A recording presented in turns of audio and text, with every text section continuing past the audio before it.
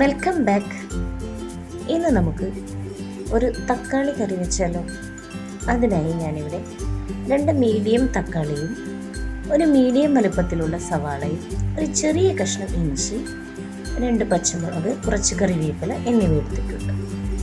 ഇനി പൊടികളായിട്ട് എടുത്തിരിക്കുന്നത് 1 table spoon മുളക് പൊടി, 1/2 ടേബിൾ സ്പൂൺ മഞ്ഞൾപ്പൊടി, 1 ടേബിൾ സ്പൂൺ ഉപ്പ്.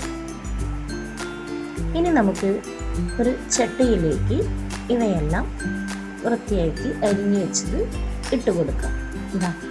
ഞാനിപ്പോൾ എല്ലാം അരിഞ്ഞു വെച്ചത് ചട്ടിയിലേക്ക് ഇട്ട് കൊടുക്കുന്നുണ്ട്. ഇവയെല്ലാം നമുക്ക് ഇട്ട് കൊടുത്തതിന് ശേഷം നമുക്കിതിലേക്ക് ആവശ്യമായ വെള്ളവും ചേർത്ത് കൊടുക്കാം. ഇപ്പോൾ മസാലകളെല്ലാം ഇട്ട് കഴിഞ്ഞു. ഇനി നമുക്കിതിലേക്ക് വെള്ളം ചേർത്ത് കൊടുത്താലോ?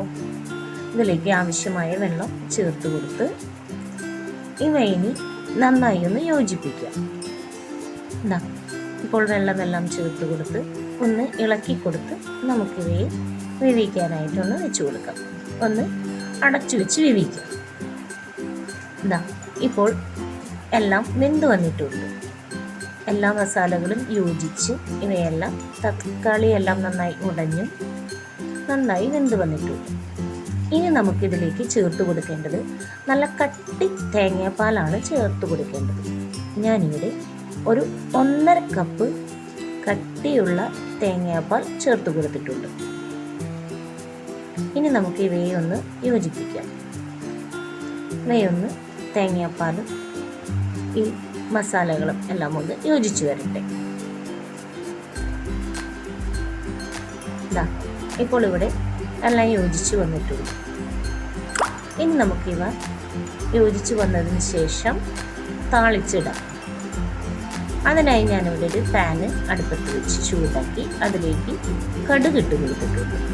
കുറച്ച് കറിവേപ്പിലയും ചേർത്ത് കൊടുത്തിട്ടുണ്ട്. ഇപ്പോൾ നമ്മളുടെ തക്കാളിക്കറി തയ്യാറായിട്ടുണ്ട്. എളുപ്പത്തിൽ തയ്യാറാക്കാലോ? നമുക്കിത് ചോറിൻ്റെ കൂടെയോ ചപ്പാത്തിയുടെ കൂടെയോ ഒക്കെ കഴിക്കാവുന്നതാണ്. എളുപ്പത്തിൽ തയ്യാറാക്കാനും സാധിക്കും. വളരെ കുറച്ച് ഇൻഗ്രീഡിയൻസ് ഇതിന് ആവശ്യമുള്ളൂ.